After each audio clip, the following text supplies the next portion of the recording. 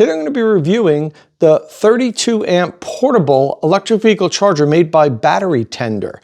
Now, Battery Tender has been in business for a long time. The company started out in 1965 and they make battery charging equipment. I've actually owned 3 or 4 different pieces of equipment from Battery Tender. Back in the 70s and 80s when I had a boat up on Lake Opatcong, New Jersey, I used to use a Battery Tender brand battery charger to maintain the battery level during the off season. And I still have one today that I use to charge various batteries. Recently I needed one because the battery on my whole home generator died and I wanted to charge it up just so I knew it would be working for the next couple days until I bought a new battery, which I did and replaced it. So the company has a long history of making solid battery charging equipment. And when I heard that they're getting into the electric vehicle charging equipment space, I reached out to the company to see if they wanted me to review their products. And they sent me this portable 32 amp charger. Now they do make a variety of chargers, but I selected this one specifically because my followers have been asking me to review more portable charging equipment. I thought this would be a good opportunity to do that. So before we jump into the review, first, let's open up the box and see what comes inside.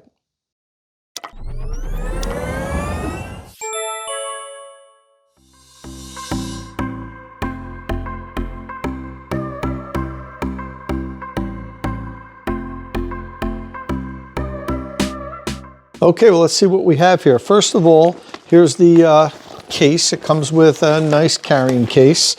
And then we'll start on this end. This is the connector holster. It's a very compact connector holster.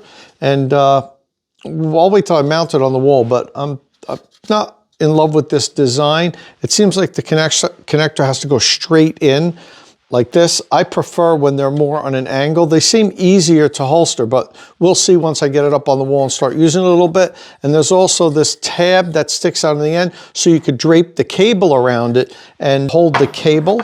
Here's the unit. It comes with a NEMA 1450 plug tethered to the top of it. So it's gonna hang from the outlet down like this. And it's got a 25-foot long cable, nice long cable, connector with a rubber cap for the end. It's nice when they give you these rubber caps here. I kind of recommend using them if you're not going to holster the connector. If you holster it, then that's fine. The pins are protected, but some people don't bother to holster it. They just leave it hanging. It's nice to put the cap on it so that way no contaminants make their way in there, which can happen from time to time and eventually foul the pins. It has a mounting bracket that's attached to it, and I'm not sure how to remove it. It's like a little swivel here on the top, but when I push that up, it doesn't open, it doesn't unlock. So I'm not really sure how to do this. I'll look at it when we do installation next, but right off the bat, it's kind of odd. I might actually have to like unscrew it and take it apart in order to take it off the unit, which is, I don't appreciate if that is the case. Here's the owner's manual. It does come with a NEMA 1450 to NEMA 515 plug, because you can use this from a regular household outlet and charge at 120 volts. Now the plug does have a little red tag on it that says, warning, when plugging the charger into a 515R outlet, which is a regular household outlet, 13 amps is the highest recommended charge rate to avoid tripping the breaker or GFI.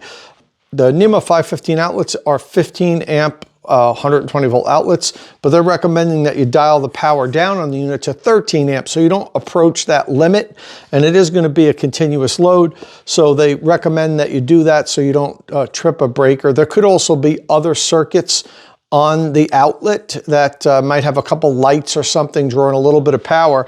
You know, unless you know for sure that you have a dedicated circuit on your outlet in the garage, you definitely want to derate it, which we'll go over later. The buttons on the front of the cover here allow you to press it down and lower the charging output. Okay, then in this little bag here, we have, let me see, looks like 8 screws and drywall anchors. Those are because the connector holster has 4 screws in it to mount to the wall, and so does the cradle here. So you're going to use all 8 of these. And it also has this little Allen key, which is a security key. I can see the inside of it has that little dimple, and I can only assume it must be to remove the cradle, which we're going to get into next actually with how to install it. That would be the only thing that I could imagine this being used for, because everything else is assembled. So it must be what you use to open up this cradle, mount the cradle to the wall, and then lock the charger to it, which we'll get into after I go over the battery tender's key features, which we're going to do now. This video was sponsored by Qmerit, North America's premier installer of electric vehicle charging equipment. After I've helped you decide which electric vehicle charger you're going to buy, follow the link in the description of my videos and have Qmerit install it. And if you follow that link, Qmerit will waive the $150 installation deposit. But in order to have the deposit waived, you must follow the link in the description of my videos. Okay, I'll start off with price. The unit cost $429.95 from the Battery Tender website. I was able to find it on Amazon for a little bit less, $399.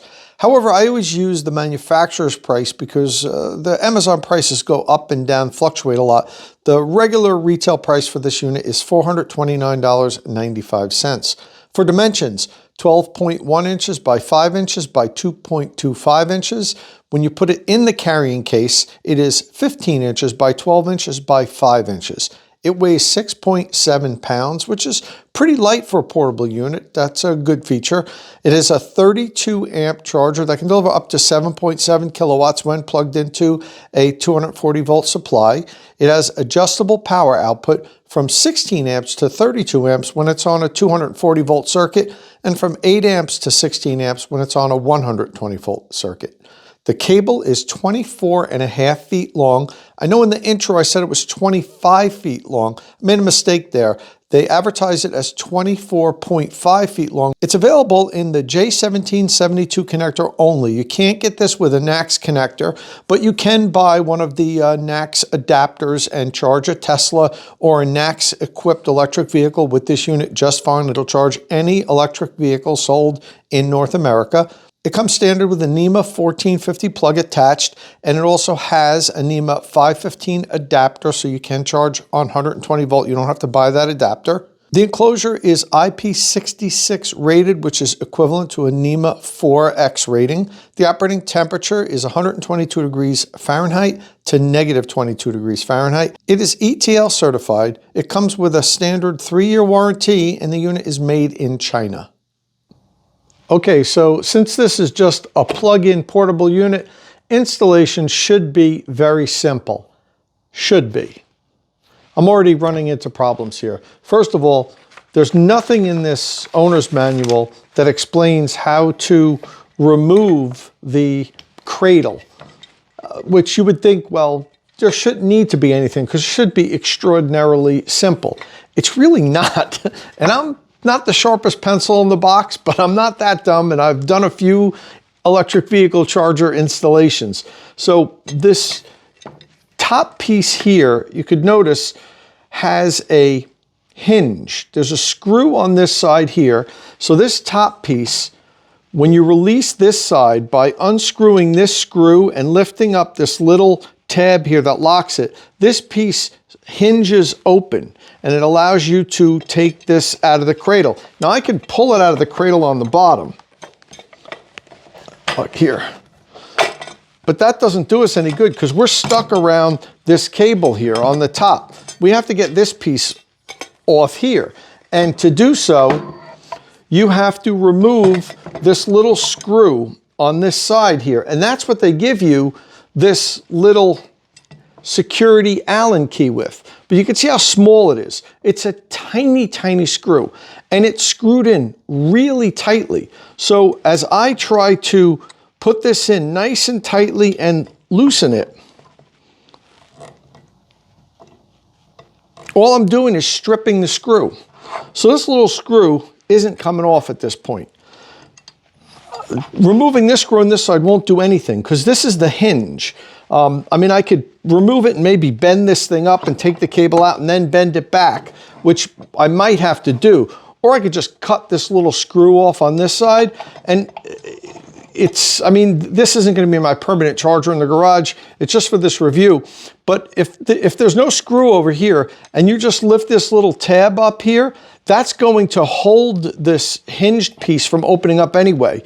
Actually sliding it down. Holding it up allows you to hinge it out. Sliding it down now, it locks it. So even if there's no screw in there, it's going to be locked to the back part of the plate. So I'll check back in a few minutes once I decide I'm either going to cut the screw off because it's all stripped now. It's not turning. It was turned in too tightly, and at this point, I'm not doing anything but spinning it even more and just stripping it. So not a good quality cradle here, and it's not starting off on the right foot as far as I'm concerned. I'll come back once I have this thing taken off and mounted on the wall, and we'll continue the review. I knew if I continued to use that supplied Allen key, I would have stripped the screw. So I got a pair of vice grips, tightly applied them, and slowly turned the screw to break it free. Once it was broken free, I could then use the Allen key to remove the screw. Now we're getting somewhere. This is how this mounting bracket works. It's definitely more complicated than it needs to be. I've seen dozens of mounting brackets for these small portable units, and none are this complicated with a hinge and a screw that you have to remove and a sliding clasp that locks it. It's just completely unnecessary and adds complexity, and when things are more complex, there's more of a chance to having a problem. The screw was way tighter than what it needed to be, and there was no way that little Allen key was going to loosen it up. I was just going to strip it, and then I wouldn't be able to use the screw. So this was really the best way that I could think of removing the screw, and now I can continue with the review. Okay, once you get that cradle off of the unit, you can install it on the wall, as I've done here. There are the 4 screws here that I mentioned before that you attach it to the wall, but you also have to be cognizant of where the relationship to your outlet is. As I mentioned earlier, the unit, if you're going to hang it from your outlet, has the ground up. So I have 2 NEMA 1450 outlets, and it all fell off the table. I have 2 NEMA 1450 outlets here. One is ground up, one is ground down, because I do these reviews and I frequently need to have the plug oriented in either direction. But what you can do, if you were just going to hang it from the wall, you'd plug it with the ground up here and it would be hanging down pretty low. But what you could do is also mount it like this. And in that case, you need to install your NEMA 1450 with ground down. Unless you were to install your NEMA 1450 pretty high up in the air, people usually don't install them this high. They're usually right around waist level, the outlets. Then this is going to be dangling pretty far to the ground. If you want to look at the display screen, you got to get the outlet up or do kind of like what I'm doing here. So I'm going to put it in the cradle, swing this around, and then lock this down into place. Okay, and there we go.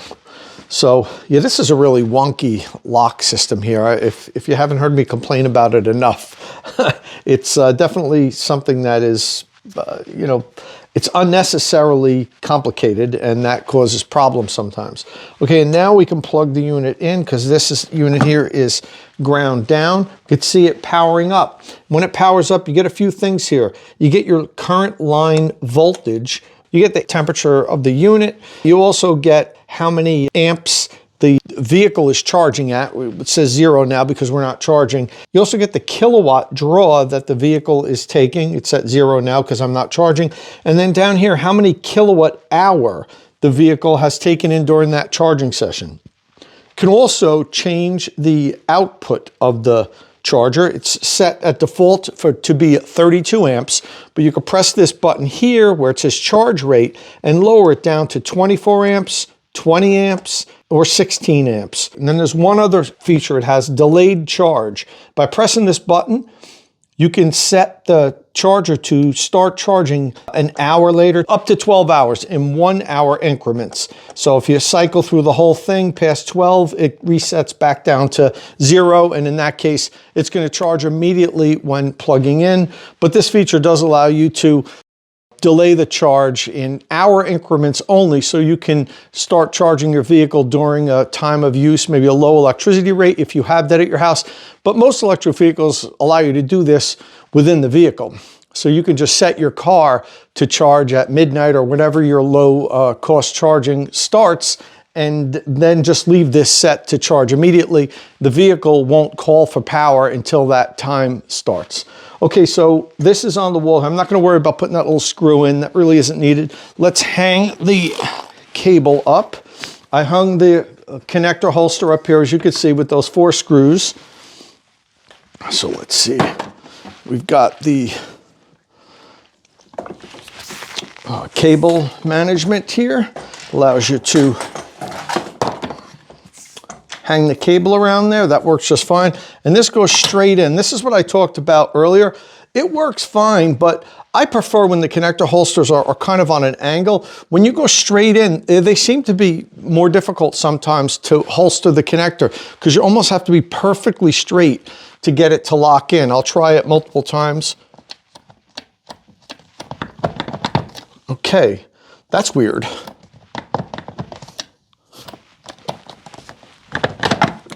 Okay, so the tolerance, I suppose this little plastic tab that this lock here locks onto is a little longer than it should be, because if you holster it, which isn't the nicest holstering position, as I mentioned, wow, see this? If I press the release tab and pull, it doesn't release.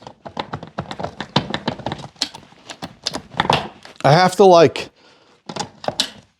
push the button in and pull the connector down in order for it to come out. So, I mean, that will probably wear with use, but that's a quality controller. So this plastic tab inside here that holds the connector in is too tall.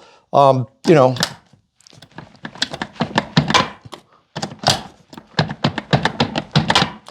so yeah, that's a fail on the connector holster. I don't like this design, the way it goes straight in, and I certainly don't like the fact that you have to really yank the connector to get it out. It does not want to come out with a simple pull. So, but I'm sure if I keep doing this, I'll wear it in.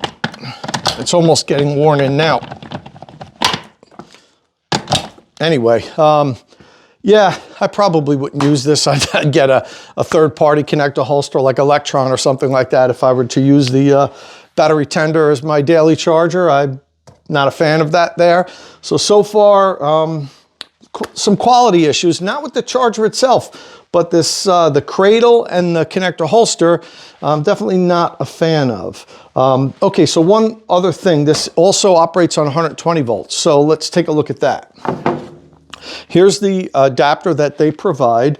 So I will unplug this here, plug in the adapter, and then plug it into this outlet here.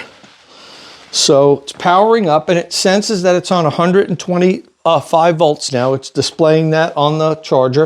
It has the temperature, and now the amperage has lowered. It says 16 amps. So if I press the charge rate, it goes to 13 amps, 10 amps, and 8 amps. So on the 120 volt, you have the choice between those amperage settings. And if you remember, it said to set it to 13 amps if you're on a 15 amp circuit. But if you know you have a dedicated 20 amp outlet, which would be a NEMA 520, you could then charge at the 16 amps on 120, provided you don't have other things on that circuit.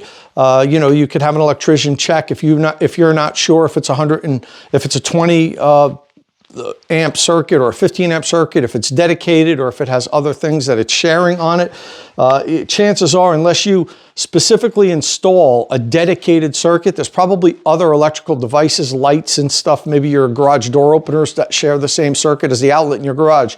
So you probably don't want to assume that you have 16 amps available to charge at, and you probably want to follow their instructions and lower it down to 13 amps. But you could check that out. If you do have a 20 amp dedicated circuit, or if you're installing this specifically an outlet just to charge, you can run a 20 amp dedicated 120 volt line, and then you can charge at 16 amps. So you're going to charge a little bit faster that way. And one last thing I want to note about the 120 volt, 240 volt, when I unplugged it from the 120 volt outlet, removed the adapter and plugged it back into the 240 volt outlet, the unit did recognize that it was on 240 volts, but it didn't change the options for the output, the current output. It stuck to 16 amps, 13 amps, 10 amps, and 8 amps, whereas it should have went back to the 32 amps, 24 amps, 20 amps, and 16 amps. I had to unplug the unit, wait about 30 seconds, and then plug it back in. Then it recognized and put the proper amperage options on the screen. So not a big deal, but something to note that if you are switching between 120 volt and 240 volt, make sure you don't do that too quickly. Give the unit a chance to completely power down and then plug it back in, and it should show the proper current options that you have. Okay, next up, let's start the cold weather testing. Okay, on to the cold weather testing for the battery tender. I put the unit in this deep freezer about 24 hours ago, actually a little bit longer than a full day. This freezer gets down well below 0 degrees Fahrenheit. So we do this to simulate how well the unit's going to work if it's exposed to extremely cold elements, maybe charging a car outside overnight in an area that gets very cold. So let's see how cold it is. Negative 15 degrees Fahrenheit. So it's pretty cold in there, but still within the negative 22 degrees Fahrenheit operating temperature that the battery tender claims it can work in. So we're not going outside of the temperature that the unit says it can handle. All right, now let's pull it out.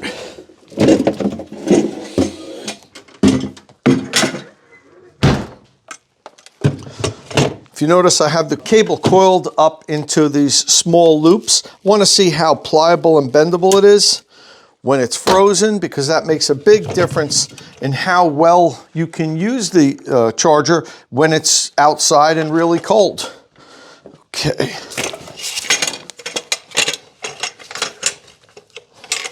Okay. Again, this cradle here is the bane of my existence. Let me plug it in. It immediately powered up, which is a good sign. So now let's take a look at the cable pliability. Okay, that's not terrible. It's actually pretty good. I wouldn't give it an absolute top rating, but that's pretty good. This is going to get an extra point for cable pliability. Look at this. It's actually very good. Now that I'm looking at it, this is what you want to see. This cable is frozen. It's been in that freezer for more than 24 hours at negative 15 degrees. And you see this? When it comes out, it's immediately flexible. This would be a good unit to use as a portable charger outside in the winter. This will be nice and easy to work with. You can easily coil it back up and then holster the connector. I'm not even going to put it in the holster though, because I don't want to pull it to get it out. But yeah, I mean, you can see the frost on the connector. So cable pliability, absolutely a pass there. Now we're going to do the connector drop test. And you know, it's not a top quality connector. I'm sure it's serviceable, but you know, I'm a bit of a connector snob. This wouldn't be what I would consider a very good connector. It's serviceable. Now let's see if it's durable. Let me take some of this off so we could drop it. That doesn't count. It dropped on the cable. There's one.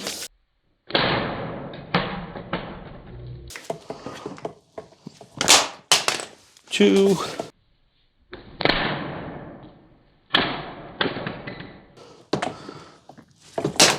3,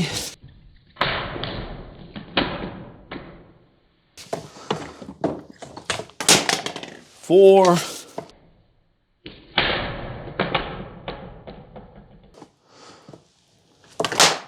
5. Okay. Some scratches, but otherwise it's functioning. The button is working, so it passes the connector drop test. The final cold weather testing I'm going to do now is pull my Rivian R1S into the garage and plug it in to make sure the unit delivers the full power when it's frozen cold like that.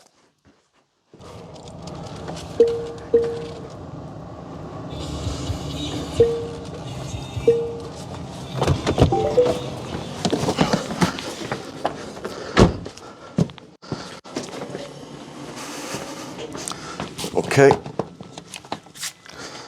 set to 32 amps.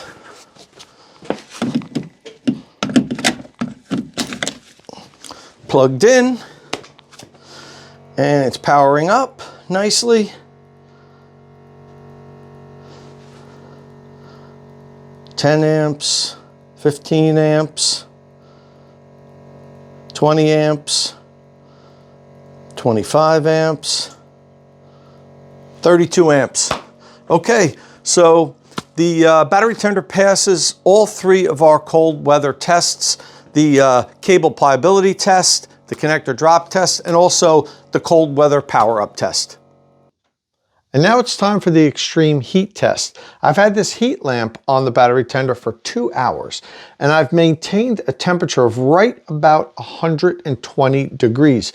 This is to simulate if the unit was outside, either mounted to the wall or laying on the ground in a hot weather area, especially if this is laying on black pavement and you're in, say, Arizona or parts of the country that get really hot. It can easily get to be 120 degrees. So I maintain about 120 degrees for 2 hours. Then I'm going to plug in my Rivian R1S, leave the heat lamp on it for 2 more hours, and see if the unit delivers the full 32 amps for those 2 hours without derating or shutting off. Now the unit luckily has a temperature gauge on here. It shows you, and I'm going to take a video of that right now, how warm it is. And you can see it's bouncing between 119 and 121 degrees. It's been that way for 2 hours. So now I'm going to plug in the Rivian. We'll check back in 2 hours. We'll make sure that the unit delivered the full amount of power over the full 2 hours. Checking in 2 hours later, let's see how well the battery tender did. Okay, it seems like it has delivered just about 15 kilowatt hour. It's been charging for 1 hour and 59 minutes and 52 seconds, so 2 hours. It's delivering the full 32 amps at 236 volts, which is 7.6 kilowatt. Now you'll notice the temperature of the inside of the unit now is above 140 degrees. And that's because the units always heat up while they're charging, whether or not there's a heat lamp on them. The heat lamp was just maintaining 120 degrees without power flowing it through it. Now that power's flowing through it, it heated up to over 141 degrees, but it still delivered the full 32 amps for 2 hours to the Rivian. So the battery tender passes the extreme heat test. Next up, we're going to do the automatic restart test. I have my Rivian R1S plugged in and charging from the battery tender. I'm now going to shut the circuit off, wait about a minute, then turn it back on. I want to make sure that the battery tender re-engages the vehicle and starts charging again. This test is to make sure if you have some sort of temporary power outage, that the charger will re-engage the vehicle and continue charging. We found that some of the chargers, in some instances, remain in a fault state when power is abruptly cut and don't start charging the vehicle again. And if you were charging overnight, you'd wake up in the morning and your vehicle wouldn't be charged. So I'm going to turn the power off now, turn it back on. We'll make sure that it continues charging my Rivian R1S.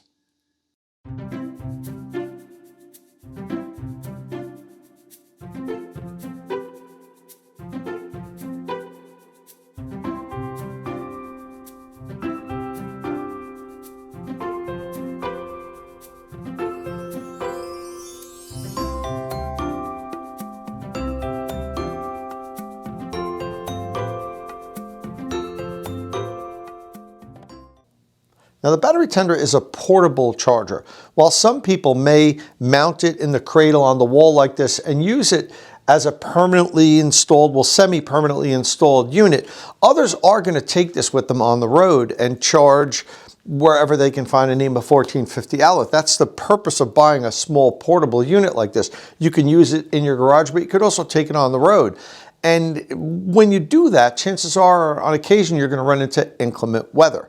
Now the unit has an IP rating of IP66, and that means it should be able to withstand driving, blowing, rain, snow, or dust from getting inside the unit. If this was IP67 rated, which is a higher rating, then it would be able to withstand being submerged in, I think it's up to 30 inches of water for up to 30 minutes. You may have seen some of the videos I've done where I've reviewed portable units that were IP67 rated, where I submerge them in a bucket of water and then pull them out to make sure that they work. When the units are IP66 rated, I typically will spray them with a garden hose to make sure that there's no water intrusion.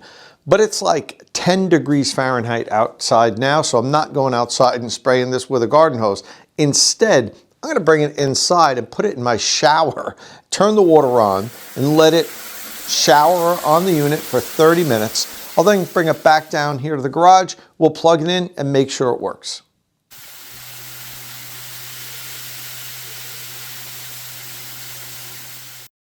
Okay, so this guy, you might be able to see, is still dripping wet.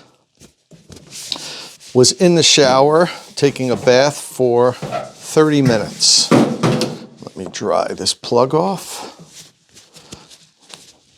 Make sure I get the plug in particular. I want all these connections nice and dry. The NEMA 1450 makes it easy because they're so big and there's room in between the prongs to get it nice and dry. Okay. All right, let me plug her in. I'm actually gonna come over here. God, I hate this mounting system. See if she's powering up. Looks like it powered up just fine. So far so good. Typically when there's water intrusion, it immediately throws error codes and you can't even read the display screen. So it's looking good for the battery tender. Let's plug in my Rivian.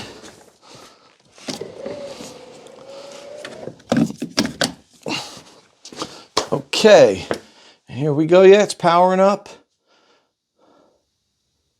5 amps, 7 amps, 8 amps, 9 amps, 15 amps.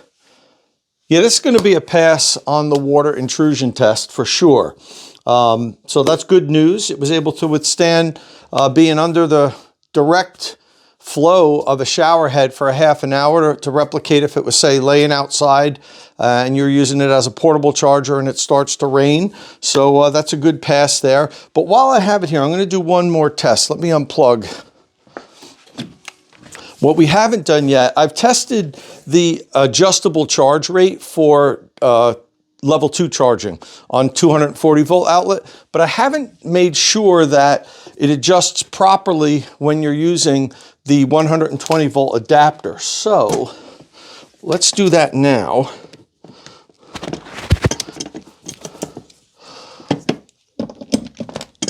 Okay, let it power up. What I'm going to do is, okay, it's set to the full 16 amps now. I'm going to plug it in at 16 amps. I'm going to make sure on the Rivian's display screen it shows that it's delivering 16 amps. Then I'm going to lower it down and make sure it lowers correspondingly.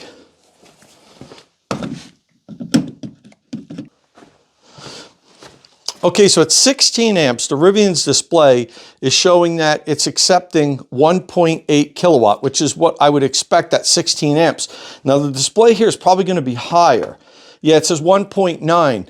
And that's not just for the battery tender. All the chargers work this way. When they have a display or when there's an app that shows how much power it's giving, that's the amount of power that the unit is sending. And then the vehicle typically shows you the amount of power that the battery is receiving. And there's going to be charging losses between here and it getting into the battery.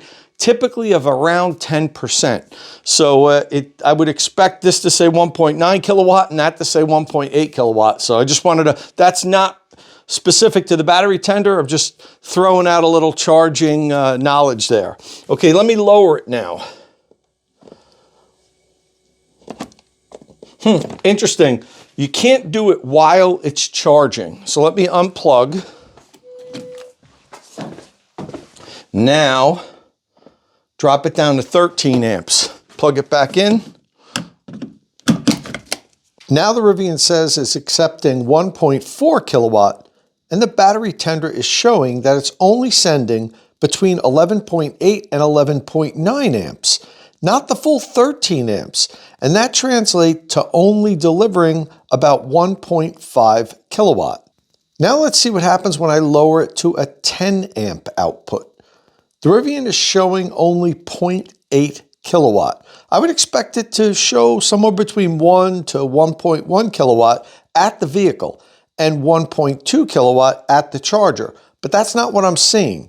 Even though I have it set to 10 amps, the charger is only putting out 7.9 amps, and that's 1 kilowatt from the charger, not the 1.2 kilowatt that it should be sending. Okay, now let's try the 8 amp setting.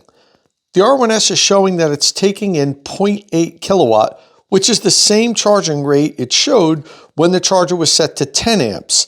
And that makes sense because the display is showing the same 7.9 amp output, which is 1 kilowatt.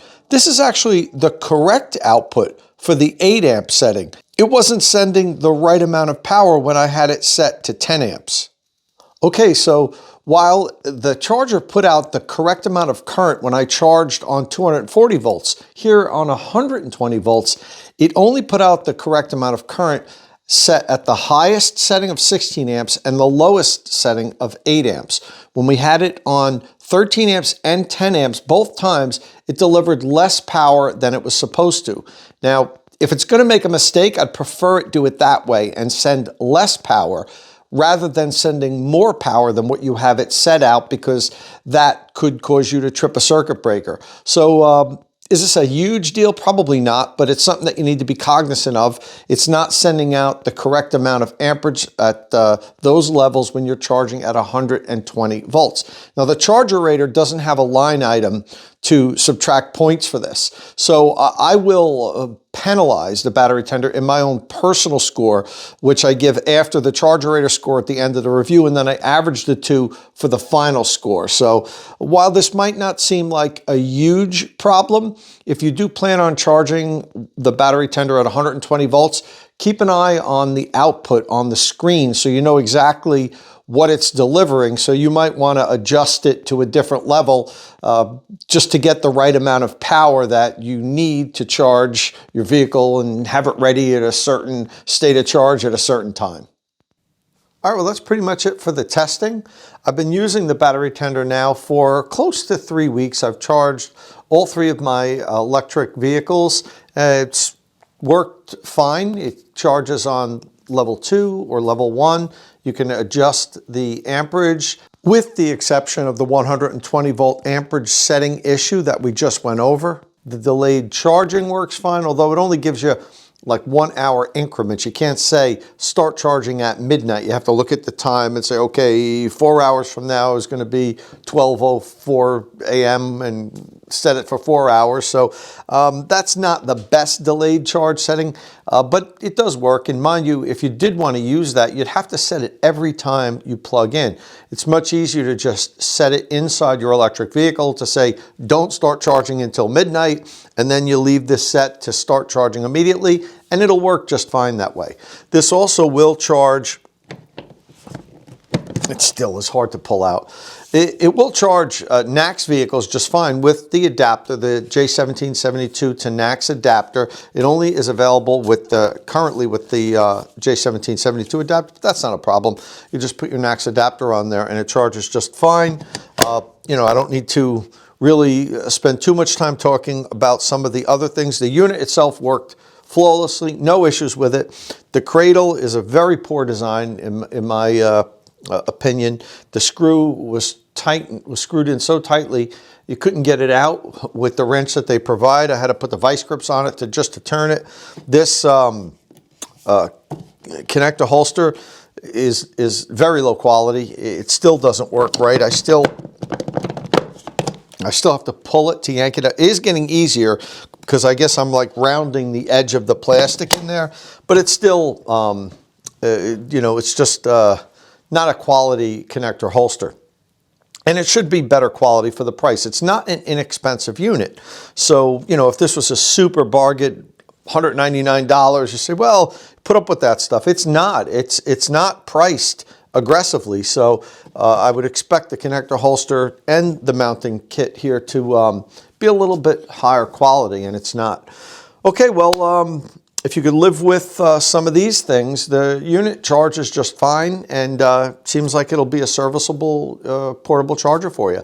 So now let's get into the ratings. And first up, we'll go to the ChargerRater. Okay, in the cost and value category, it gets no points because it costs between $400 and $500. And I'm going to give it a below average rating and deduct 1 point for value because there are plenty of portable chargers on the market that cost less than this, and some of them even deliver more power, up to 40 amps. So it's going to finish the cost and value category with 14 points. For power and weatherproof rating, it's going to get no points because it can put out 32 amps. It's going to get 1 point because it passed the extreme heat test. It's going to get 2 points because it has adjustable power, both for level 2 and level 1 charging. It's going to get 1 point because it's NEMA 4 rated. It is Energy Star certified, and it passed the automatic restart test. So it's going to get 21 points in the power and weatherproof rating category. For construction and durability, it gets 2 points because it has a nice long cable. It gets another 2 points for cable pliability. I'm actually giving it an excellent score. I very rarely give out excellent score for cable pliability, but the battery tender probably has the best cable that I've seen for pliability on any of the portable chargers that I've ever tested. It's going to lose 2 points for robust construction, and that's really not for the charger itself. That's fine. The connector holster and the charger cradle are very poor quality, so I have to deduct points here because it's all part of the unit. For connector cover, it gets a point. It does have a rubber connector cover. For connector holster, here it is going to get 2 points because it is supplied. So the negative 2 points I took off in this are going to balance each other out. But since it has one, the way the ChargerRater is set up, it does get 2 points there. So it finishes the construction and durability category with 20 points.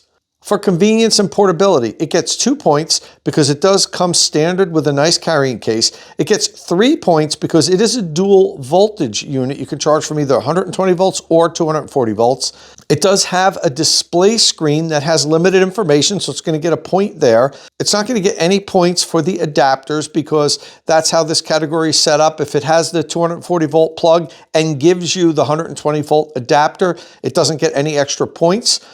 For wall cradle, yes, again, I am giving it the 2 points here because it comes with a wall cradle. It's just that it's a very poor one. So it's going to finish up the convenience and portability category with a total of 23 points. For safety certified and warranty, it gets no points because it is safety certified, and it gets 3 points for warranty because it has a 3-year warranty, and that finishes up the safety certified and warranty category with 18 points, giving the battery tender a total score of 96 points on the ChargerRater.